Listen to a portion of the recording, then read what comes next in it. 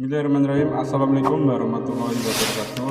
Pemirsa yang dirahmati Allah, marilah kita simak ceramah dari Buya Rosi Azim dengan tema Pernahkah ada konflik antar sahabat? Sebelumnya marilah kita berselawat terlebih dahulu. Allahumma sholli ala Sayyidina Muhammad wa ala ali Sayyidina Muhammad. Selamat menyaksikan. Alhamdulillahilladzi wahadal mu'minina bil iman wal ukhuwah, asyhadu an la ilaha illallah wa asyhadu anna Rasulullah ba'du. Baik, Buya Mursal dan sahabat-sahabat kasaf ini bukan kasyaf ya? Bukan kasaf. Kalau kasyaf penyingkapan rohani atau akal. Ya. Kalau kasaf itu kependekan dari kajian akidah filsafat. Oh, sebelumnya kita hanya bahas filsafat. Nah, sekarang kita akan masuk ke kajian akidah. Perlu kita garis bawahi bahwa kajian akidah itu berbeda dengan iman. Iman itu tetap itu syariat. Iman itu sama seperti sholat 5 waktu, itu tidak ada perbedaan. Jadi rukun iman itu 6, semua aliran sama, cuma cara memahami yang berbeda. Jadi tidak ada misalnya ulama Asy'ari meyakini iman hanya 3 rukun, itu tidak ada. Ya, mereka semua meyakini bahwa iman itu ya 6 gitu. Jadi perbedaan akidah itu ilmu tentang keyakinan, ilmu tentang iman. Sedangkan iman itu wahyu dari Allah, ketentuan dari Allah, syariat dari Allah SWT.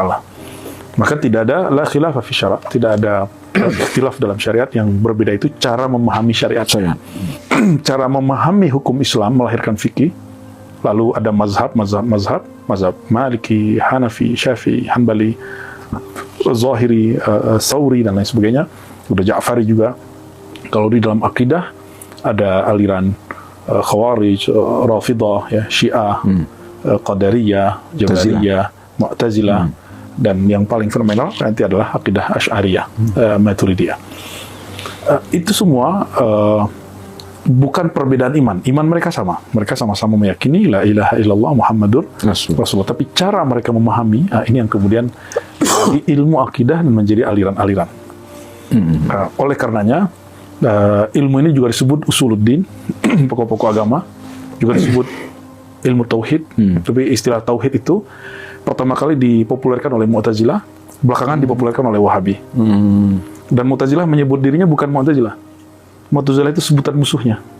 Kalau mereka menyebut dirinya ahlu tauhid, ya, mereka menyebut dirinya ahlu tauhid. Bahkan kalau pengarang usulul khamsah, syarah usul khamsah, beliau menyebut kelompoknya dengan ahlul haq, kelompok paling benar. Sebagaimana kelompok-kelompok yang lain ketika nulis mengklaim akidahnya ahlul haq, ya, yang paling benar. Ya, semua kelompok kullu hizbin bima ladayhi farihun. Ya, semua kelompok akan berbangga dengan ajarannya, pandangannya. Kita tidak bisa terhindar dari perbedaan-perbedaan itu. Oleh karenanya, pada kesempatan ini di awal tahun ini kita akan coba menelusuri sebenarnya bibit perpecahan itu apakah memang ada, apakah direstui, atau memang sudah terjadi di kalangan orang-orang yang dijamin masuk surga. Nah, orang-orang yang dijamin masuk surga itu yang bergaul dengan baginda Rasulullah itu disebut dengan kalangan sahabat. Setelah mereka disebut tabi'in. Setelah tabi'in, tabi'ut tabi'in. Tabi'in berarti pengikut sahabat. Sahabat berarti orang yang bergaul dengan baginda Nabi Muhammad SAW. Yang dijamin masuk surga di dalam hadis Nabi itu lebih dari 10 orang, bahkan semua sahabat itu dijamin masuk surga. Tapi bukan berarti mereka dijamin tidak berdosa. Yang dijamin tidak berdosa itu bahasa akidahnya disebut maksum. Maksum artinya apa? Terjaga dari melakukan dosa. Para nabi semua terjaga. Tapi kalau selain nabi tidak. Maka kalau ditanya Abu Bakar nabi apa manusia yang bukan nabi? Manusia biasa seperti kita. Umar, Utsman, Ali, maka mungkinkah terjadi dosa pada mereka? Mungkinkah terjadi perselisihan antara mereka? Mungkin. Jadi sebelum jauh kita berbicara data sejarahnya, secara ilmu akidah, wuqu'udz dzanbi inda sahabah jaizu aqlan. Ya, jaizun aqlan. Jadi terjadinya atau peristiwa bahwa mereka berdosa, mereka melakukan kesalahan, mereka bermaksiat, itu sangat mungkin gitu. Oleh karenanya Sayyidina Abu Bakar setiap kali merasa salah dia bertobat. Sayyidina Umar pernah membentak Nabi tahun ke-6 karena mau umroh tapi gagal.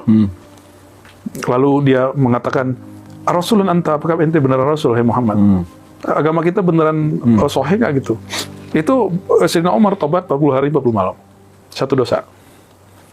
Utsman juga sama. Ali juga sama. Siapa lagi? Semua sahabat sebut saja. Sekarang ada korupsi, benar nggak? Ya. Korupsi itu terjadi pada orang miskin, orang berkuasa atau tidak berkuasa? Ternyata berkuasa. Orang berkuasa. Ya. Di zaman sahabat Nabi, ada pemerintahan nggak? Kira-kira kalau mereka menjabat, ada potensi nggak secara manusiawi mereka korupsi? Ya. Ada. Makanya Sayyidina Umar memberhentikan banyak kawannya, kolega-koleganya, sesama sahabat Nabi, yang dijamin masuk surga, radhiyallahu ta'ala anhum, karena Sayyidina Umar mentersangkakan mereka sebagai koruptor.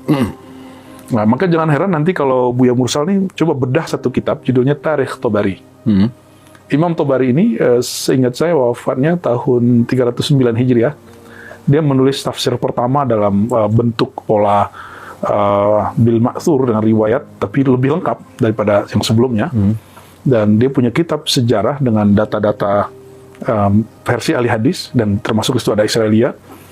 Judulnya Tarikh Tabari. Ketika kita sampai di bagian sahabat, kita kaget bahwa di kalangan sahabat itu juga ada case-case seperti hari ini.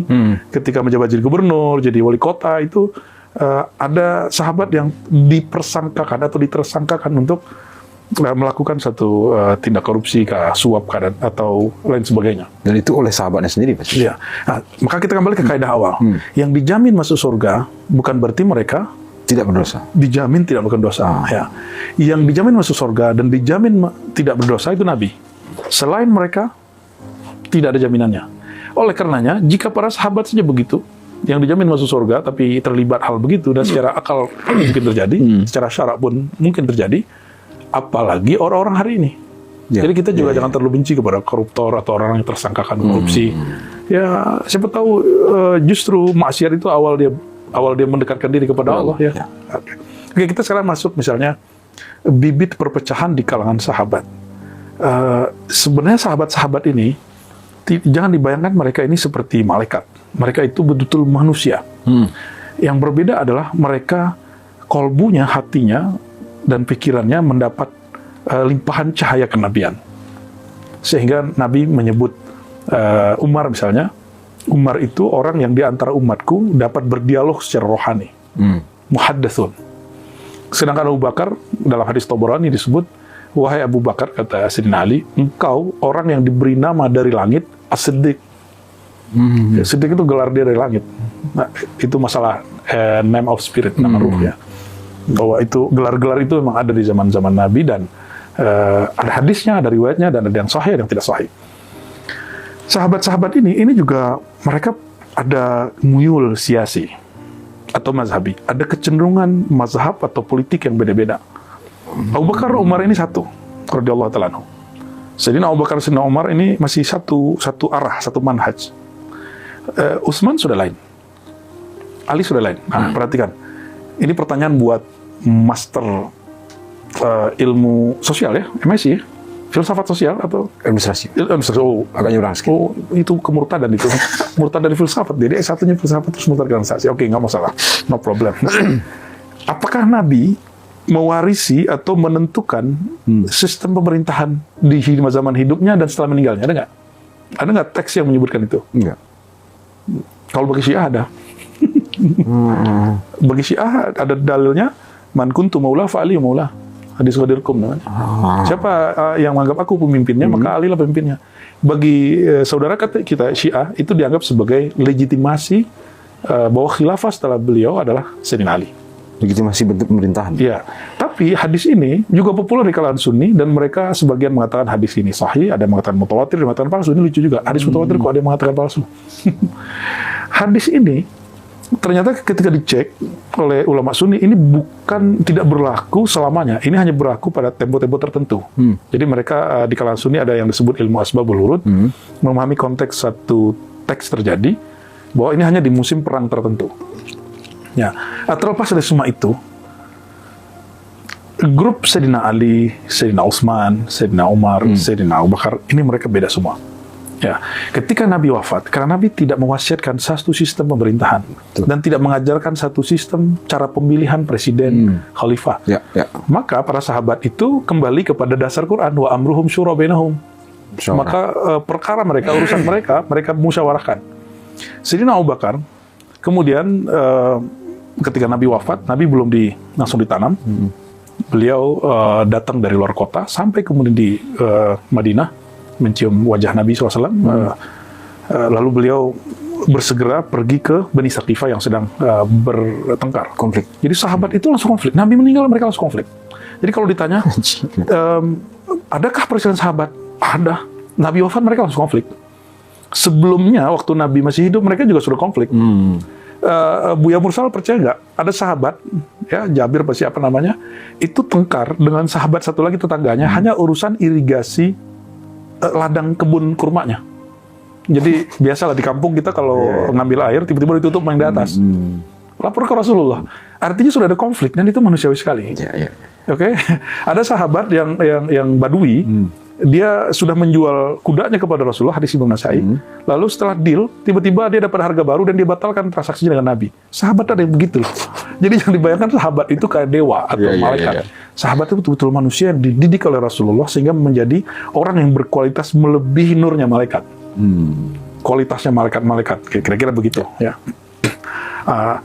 Lalu Sayyidina Abu Bakar datang, ternyata orang-orang Ansar sudah memilih pemimpinnya. Apa kata mereka? Minkum amir wa minna amir. Kamu punya pemimpin, kami punya pemimpin. Terjadilah dualisme kepemimpinan dalam Islam dalam masa 3 hari itu. Jadi ketika Nabi wafat, mereka kembali ke watak mereka lagi. Keaslian mereka. Keaslian mereka sebagai Arab yang campur antara Badui dan Madani. Datang Sayyidina Abu Bakar karena beliau ini orang yang paling intens bersama Nabi, jadi pengaruhnya sangat kuat, dan orang di antara klan yang hijrah dari Mekah, dia yang paling berpengaruh. Dia kemudian berkata dan membacakan satu hadis yang sepertinya orang Madinah tidak tahu. Apa lafaznya? Al-a'immatu min Quraisy. The leaders from Quraisy. Pemimpin itu mesti dari orang Quraisy. Klan Quraisy. Oh, ini kemudian karena Abu Bakar yang berkalam, mereka udah tahu Abu Bakar ini thiqah, terpercaya, mustahil kemudian dia berbohong. Maka orang Madinah dan amir yang sudah dipilih itu langsung menurunkan keamirannya, tapi kemudian dia agak sedikit ada perasaan kecewa, dan dalam beberapa riwayat dia diasingkan atau dia mengasingkan diri, lalu beberapa hari setelah itu baru membayar. Maka Sayyidina Abu Bakar mengatakan, setauku yang berhak menjadi pemimpin setelah kalian adalah Umar. Lalu Umar berdiri dan mengatakan, selama ente Abu Bakar masih ada, Umar tidak berhak jadi pemimpin. Tapi ini dahsyat ini, Buya Mursal. Kenapa? Umar menerima, tapi dia seakan-akan Umar sudah menentukan metode pemilihan kedua. Setelah. Akhirnya Abu Bakar dipilih langsung, disepakati oleh Muhajirin Ansar, itulah pemilu terbesar pertama aklamasi. Langsung. Dalam Islam. Karena tidak pernah diatur dalam Al-Quran, tidak pernah diatur dalam hadis. Tidak ada hadis sunnah yang mengaturnya. Tapi Umar berbicara begitu, itu keren sekali.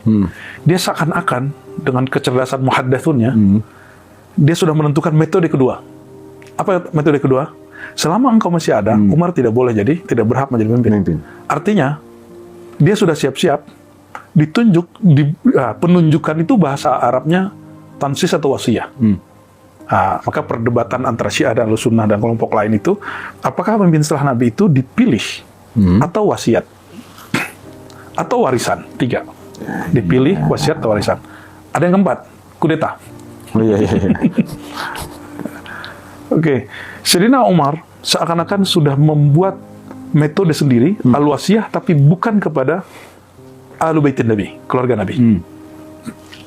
Dan Sayyidina Ali disebutkan dalam riwayat bahwa ia tidak langsung membayar Abu Bakar, tapi dia menghormati Sayyidah Fatimah, karena Sayyidah Fatimah itu mungkin tidak mendapatkan riwayat tentang bahwa pembagian harta waris tidak berlaku pada Nabi. Nah, Sayyidah Fatimah datang kepada Sayyidina Abu Bakar lalu meminta hak warisnya. Lalu apa kata Sayyidina Abu Bakar? Jaminan hidup kalian kami yang jamin, tapi setahu saya, Nabi pernah bersabda, "Nahnu ma'asyiral anbiya la nurithu dinaran wa dirhaman." Kami para nabi tidak mewarisi dinar dan dirham. Kami para nabi hanya mewarisi ilmu. Maka Sayyidah Fatimah disebutkan dari riwayat yang sahih ada di Bukhari Muslim, sepertinya tidak berkenan kalau bahasa bapernya tersinggung. Dan ini menjadi sikap politik. Sayyidah Fatimah mempengaruhi cara sikap politik Sayyidina Ali sehingga dia tidak membaiat hatta tufiat, sampai wafat Fatimah. Ketika Sayyidah Fatimah wafat, barulah kemudian Abu Bakar ingin datang kepada Sayyidina Ali. Ketika Sayyidina Abu Bakar ingin pergi ke Ali, apa yang terjadi itu enggak? Ini hadis Sahih Bukhari. Dijegal oleh Sayyidina Umar. Ini bahasa politis ini. Ya, karena ini lagi rame jegal-menjegal nih. Kata Sayyidina Umar, Abu Bakar, ente nggak aman pergi sendiri. Ya, biar saya aja, kira-kira gitu. Atau kita berdua. Tapi Sayyidina Abu Bakar nggak mau. Udah aman, saya jaminan, saya udah aman. Maka berangkatlah Sayyidina Abu Bakar sendiri. Nah, di sini bisa dilihat bahwa terjadi pergesekan, ada gejolak, mungkin boleh disebut pergolakan politik antara blok Abu Bakar atau Umar dengan blok Sayyidina Ali. Ahlul Bait Nabi. Ahlul Bait. Ya. Padahal Abu Bakar juga mertuanya Nabi, Umar juga mertuanya Nabi. Mereka ini masih keluarga Nabi semua. Ya, jadi pergesekan politik ini menjadi bibit gejolak setelahnya. Meninggal Sayyidina Abu Bakar, apa yang terjadi? Umar langsung naik karena sudah tekan kontrak. Ya. Ketika sudah bil wasiyah. Ya. Sudah tekan kontrak. Tapi Sayyidina Umar tidak memperlakukan itu kepada orang setelahnya. Ini cerdasnya Sayyidina Umar. Terserah, antum bilang cerdas ini atau itu manuver politik. Bagi saya itu brilian sekali. Jadi dia bisa menciptakan beberapa metode sekaligus. Apa yang dilakukan? Inilah kemudian yang lagi ramai hari ini yang dipakai oleh jamiah-jamiah Ahlussunnah di Indonesia, lembaga ormas Islam, Ahlul Halli wal Aqdi. Ahwa, kalau di NU itu ahwa. Kalau di Perti ada istilah gitu nggak? Ahwa? Nggak ada. Oh, nanti harus ada istilah begitu, mirip-mirip. Tim formatur. Kalau bahasa kita tim formatur. Perwakilan. Sayyidina Umar menciptakan sistem pemilihan pemimpin dengan mengumumkan kepada klan-klan besar supaya mengirimkan perwakilan mereka. Nanti dari klan itu menyaring lagi sampai kemudian nyusut tidak sampai 10 orang. Nanti kerabat yang agak dekat nyatu kerabat dekat, jadi mereka merger. Seperti Nissan dan Honda. Tim seleksi juga seperti ini. Iya, atau seperti kalau kita di DPR tuh mereka koalisi. Koalisi gitu ya. Itu bisa seperti itu. Jadi Sayyidina Umar kok dia mengerti bab itu? Itu kan adanya di dunia nih. Ya. Itu sistem Aristoteles. Jadi siapa yang mengatakan bahwa mengadopsi sistem orang-orang Yunani itu kufur tauhid? Umar tauhid? Ente berani sebut Umar tauhid? Ya? Yang mengatakan bahwa mengadopsi sistem dari luar itu tauhid, itu ngeri nggak? Itu nggak benar. Ya. Ternyata Sayyidina Umar sebelum dia menjadi sahabat yang besar, itu sudah sering ke luar negeri, sudah sering ke Romawi Timur, yaitu Syam, yang hari ini konflik. Tertembus sampai kemana-mana ya. Bahkan dia sudah mendengar Persia, Bahrain, sampai Istanbul dia sudah tahu. Mesir dia kuasai, keilmuannya mereka kuasai. Jadi Sayyidina Umar tidak mungkin tidak mendapat wahyu, kan nggak mungkin. Apakah dia buat wahyu? Ya. Nah, namun dia padukan dengan sistem keislaman, sistem klan. Aristo itu meyakini pemimpin itu mesti kelompok tertentu. Kita nyebutnya apa ya? Aristokrasi ya. Jadi hanya orang-orang pintar yang bisa. Jadi pemilu ini, demokrasi yang hari ini dijalankan itu bukan di sistem Yunani murni. Itu bukan yang dimau oleh Aristo. Aristo itu maunya pemilihan semua masyarakat milih, tapi untuk pemimpin bedakan memilih pemimpin dengan wakil rakyat. Nanti wakil rakyat mereka kemudian berkumpul lalu memilih di antara mereka yang terbaik. Itu versi Aristo. Tidak seperti hari ini. Ini sudah demokrasi yang nggak jelas. Yang nggak tahu lah saya. Dan sepertinya pandangan Aristo ini ada benarnya juga. Namun karena politik itu ijtihadi, tidak ada masalah ya. Meninggal Sayyidina Umar, tim formatur Ahlul Halli wal Aqdi ini bergerak. Mundurlah Sayyidina Ali, mundurlah sahabat-sahabat tertentu ya. Ibnul As mundur, majulah Utsman. Talha Zubair mundur, maju Ali, kemudian yang tadinya maju juga ikut mundur. Maka orang yang tua umur 70 tahun maju tapi masih cerdas sekali, itulah Utsman mantu Rasulullah SAW. Jadi Utsman itu waktu jadi presiden seumur dengan Kiai Ma'ruf Amin jadi wakil presiden. Jadi kalau ada orang menghujat itu nggak kurang piknik gitu ya. Kan waktu beliau jadi wakil presiden, orang-orang pergerakan Islam, saya juga heran. Tua masih pengen jadi wakil presiden. Wah, itu dia nggak ngerti sejarah basic dari sahabat yang diyakini suci oleh Ahlussunnah, mereka nggak ngerti. Dia ngakunya Ahlussunnah, Tapi nggak tahu itu ya. tapi nggak ngerti sahabat-sahabat yang diyakini suci di kalangan Ahlussunnah. Meninggal Sayyidina Utsman itu tragis juga, Buya Mursal. Masih ingat beliau ini kehilangan cincin, lalu ganti cincin baru. Yep. Tadinya masih cincin Rasulullah, Allah Rasul Muhammad, Allah Muhammad Rasul, Rasul Allah Muhammad gitu ya. Cincin itu hilang. Tapi kayaknya ada yang menemukannya. Dia pakai cincin yang baru, lalu menstempel surat SK pengangkatan gubernur untuk Mesir. Untuk siapa? Untuk anak Sayyidina Abu Bakar, namanya Muhammad bin Abu Bakar. Muhammad bin Abu Bakar ini berangkatlah dengan pasukan dia. Di tengah jalan tiba-tiba ada orang bawa surat, pas dibuka pembatalan SK. Begitu mengerikan. Pembatalan SK. Akhirnya pasukan Muhammad Abu Bakar ini sangat kuat karena klan yang mendukung dia gabungan klan Abu Bakar Siddiq dan Umar. Akhirnya pulang, mereka sebagian besar mengepung Utsman. Katanya Muhammad Abu Bakar sudah legowo, tapi pasukan dia nggak terima, tim sukses dia nggak terima. Biasanya ramai kan tim sukses. Ya, kemudian demo. Itu yang demo. Akhirnya mereka awalnya mendemo, tapi lama-lama mengancam, seperti yang dilakukan hari ini oleh orang-orang. Ketika dia nggak percaya lagi dengan sistem, maka mereka demo kelilingin kantor tertentu, sehingga orang yang bikin keputusan kebijakan, polisinya mengikuti suara, biar senang gitu. Dan itu terjadi 40 hari, hatta qutila Utsman, sehingga Sayyidina Utsman terbunuh. Lalu muncullah teori konspirasi. Jadi di kalangan umat Islam, di kalangan orang-orang suci, di kalangan sahabat, ini konspirasi ini mulai hidup. Muncullah hoax. Jadi ini rumus Buya Mursal. Jika konspirasi muncul, maka hoax muncul. Percaya atau tidak? Dua mata uang. Itu barengan. Dia nyebarnya sama. Konspirasi kebuka, hoax muncul. Karena itu mudah sekali bukanya. Bukanya aja cerita-cerita, nanti orang percaya.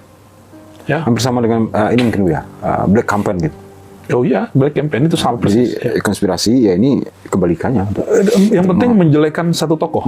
Ya. Kira-kira tokoh yang paling kuat maju setelah Utsman siapa? Sayyidina Ali. Ali. Maka muncullah Black Campaign. Bahwa Sayyidina Ali ini terlibat dalam pembunuhan Utsman secara tidak langsung. Why? Kenapa? Karena dalam teori konspirasi yang mereka anut zaman itu, kayaknya nyampe juga teori konspirasi dari Aristo, dari India, dari mana-mana itu.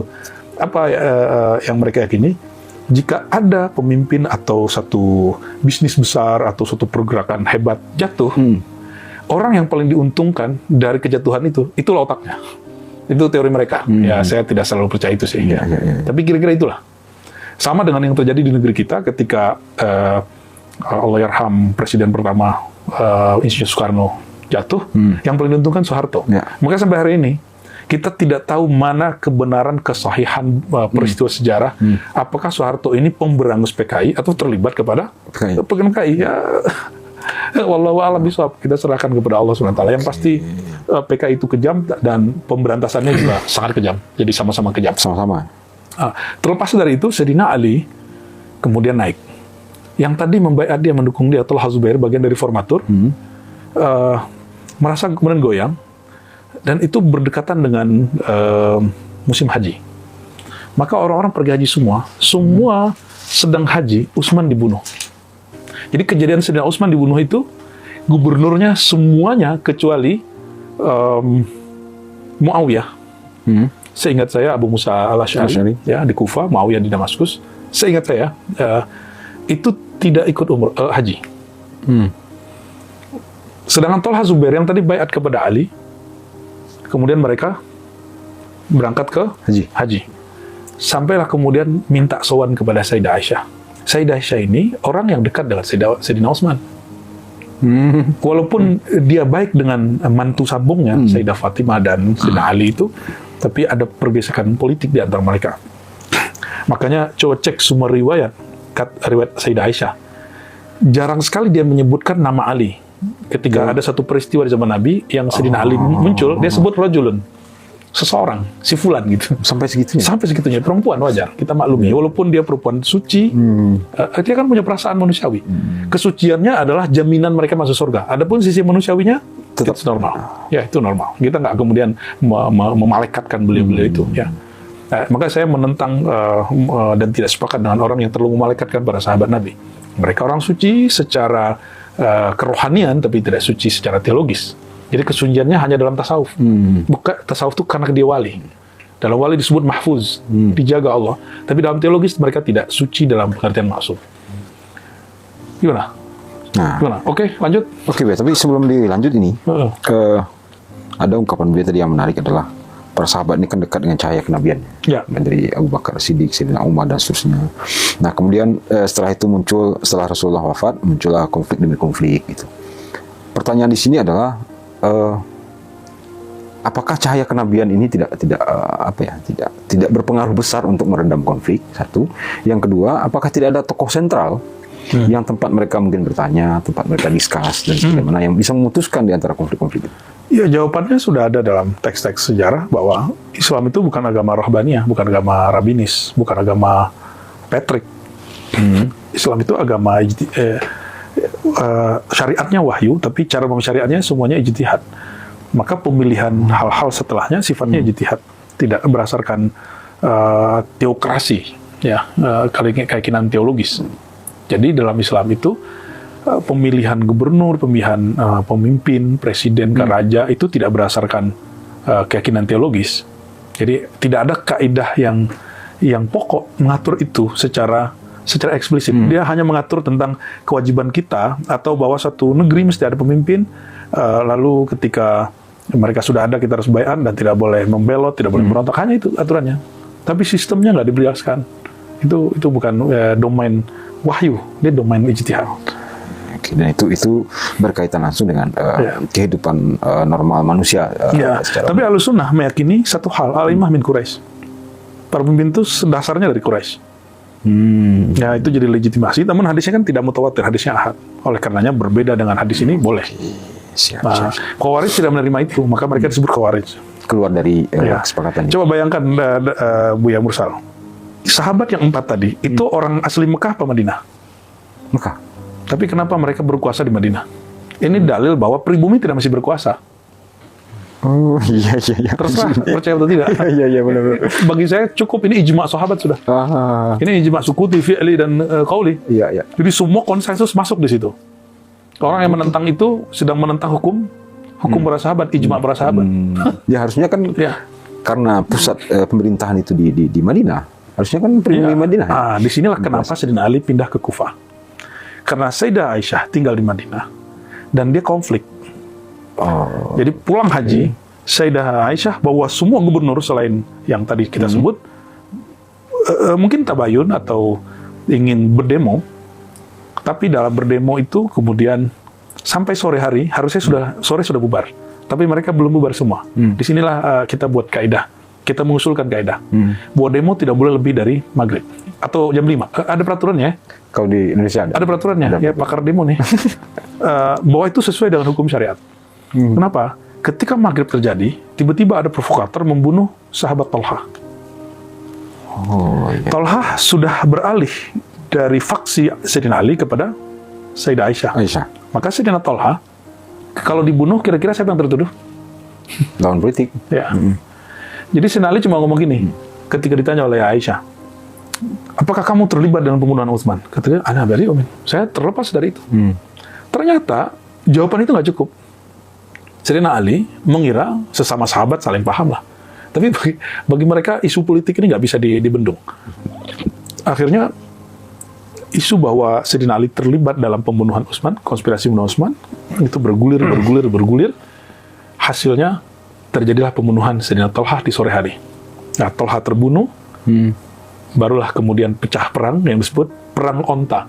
Karena yang memimpinnya seorang perempuan, yaitu Sayyidah Aisyah, yang tidak boleh para sahabat memandangnya, dan saat itu belum ada tradisi yang hari ini pakai burqa seperti itu. Jadi mereka pakai satir, maka ditaruhlah Sayyidah Aisyah di atas onta yang agak melekup gede, dan dia duduk di situ memimpin perang. Bukan kayak tandu gitu bukan ya? Enggak. Belum ada saat itu. Belum ada. Mungkin ada tapi tidak dipakai. Disitulah muncul Ibnu Umar bacain hadis. La yuflihal qaumu, ya tidak akan menang satu kaum. Tawallat amrahum imra'ah, yang memimpin urusan kekuasaan mereka seorang perempuan. Hadis ini Nabi kalamkan tentang orang Persia yang rajanya dibunuh oleh keluarganya sendiri, lalu naiklah putrinya yang masih kecil. Tapi oleh Sayyidina Abdullah bin Umar dikeluarkan saat itu, dan ini menjadikan suasananya tambah seru. Mungkin orang yang nggak suka dengan dia menyebutnya suasananya tambah keruh, tapi saya mengatakan jadi tambah seru. Kenapa? Blok Sayyidina Ali menjadikan hadis ini untuk black campaign terhadap Sayyidah Aisyah. Walhasil Sayyidina Ali ini panglima perang yang jadi presiden, yang jadi khalifah. Kira-kira kalau lawan Sayyidah Aisyah siapa yang menang? Kira-kira? Ya secara ini kan Sayyidina Ali yang menang. Jadi Tolhah terbunuh, pecah perperangan. Perang onta tadi. Ya. Perang onta itu. Kira-kira siapa yang menang?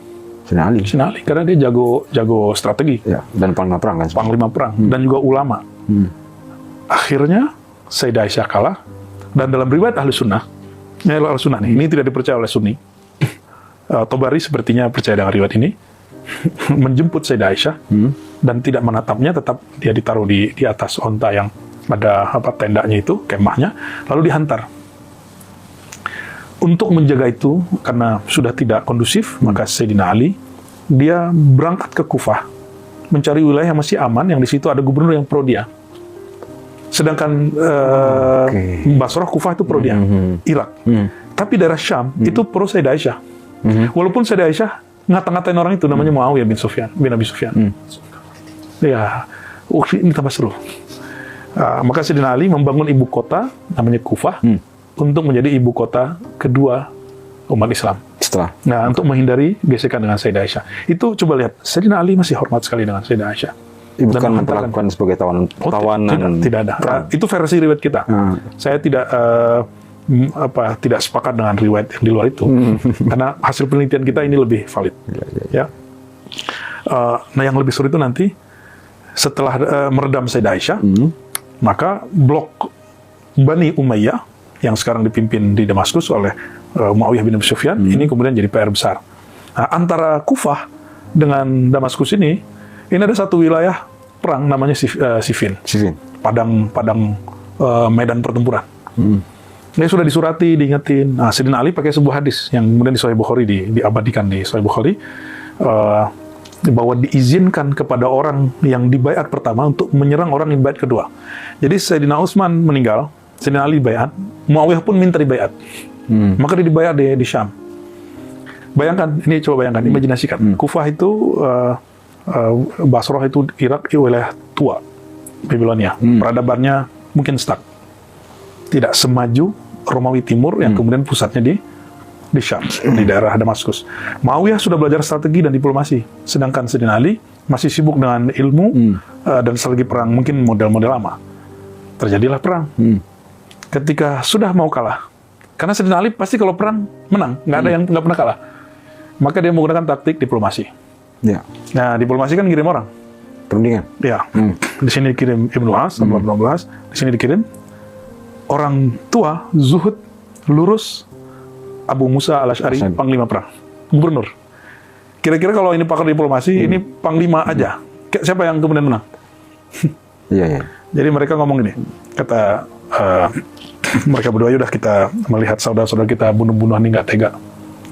Melihat Ibnu As ngomong begitu, ya udah kalau gitu kami mengalah deh. Gimana kami ngalah? Pemimpinku Sayyidina Ali turun. Harapan Abu Musa al-Asy'ari, kalau gitu kata, seharusnya Ibnu As bilang, kalau gitu Muawiyah turun juga deh. Enggak. Oke, Ali turun, Muawiyah naik. Dan dia masih kayak diplomasi ini kan perlu ada senjata-senjata gitu dalam kalamnya. Perlu seni. Ya, saya tidak bisa bayangkan seperti apa jurus Ibnu As'ad itu. Tapi kira-kira rada-rada begitulah. Walhasil Sayyidina Ali turun, Muawiyah bertahan, dan ada pemerintahan transisi Sayyidina Hasan. Coba perhatikan dari depan sampai ke belakang. Sudah berapa sistem pemerintahan? Di masa transisi, kemudian ada proses penyerahan dari Kufah ke Damaskus. Ya, termasuk masalah konspirasi, formatur pemilihan. Banyak sekali. Pertama, pemilihan langsung. Yang kedua, formatur. Perwakilan rakyat. Dan itu dilakukan 2 kali. ketika Sayyidina Umar dan Sayyidina Ali, Sayyidina Utsman, Utsman. Ya. Bapak politiknya siapa? Umar. Terus udah berapa tuh? 1, 2, 3, 4. Apa 4? 4 yang urusan ya. Dari Ali ke Muawiyah gimana caranya? Kudeta. Kudeta atau diplomasi? Atau lebih tepatnya diplomasi. Diplomasi politik. Dan 4 model. Dan 4 modal. Apa lagi? Nah setelah ini yang menarik nih. Ya, tapi sebelum itu kan ada transisi, Sayyidina Hasan. Nah, inilah basic perpecahan politik yang akan diteologikan setelahnya dan menjadi aliran Syiah, Mu'tazilah dan sebagainya.